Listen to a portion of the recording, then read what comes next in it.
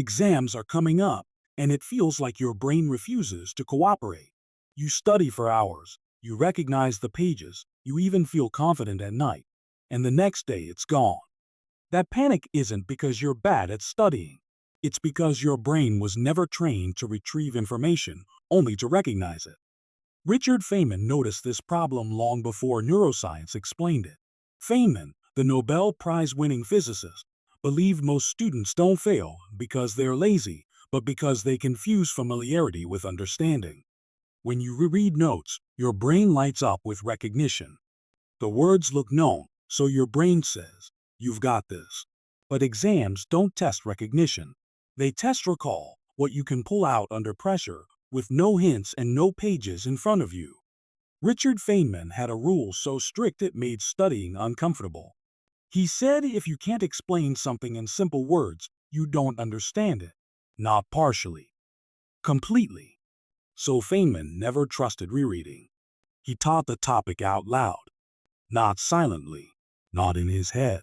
Out loud, as if explaining it to a child who would immediately expose confusion.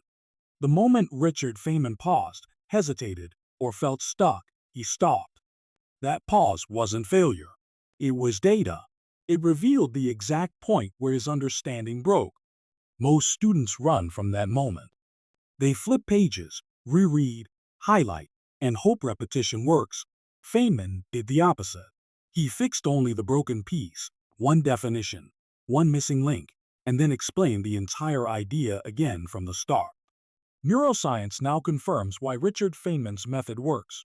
Teaching forces active recall, activating the hippocampus to retrieve memory and the prefrontal cortex to organize it.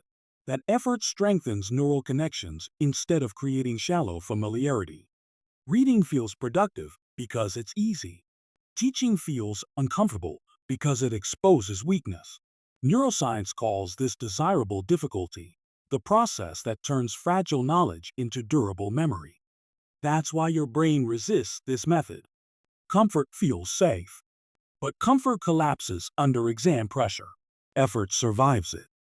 Here's how Richard Feynman would study before an exam today. One chapter. 20 minutes. Explain it out loud. No notes. When you freeze, stop. Fix only what broke. Then explain it again. Average students study to feel prepared. Richard Feynman studied to expose what he didn't know. He never asked, "Did I read it?" He asked, "Can I explain it?"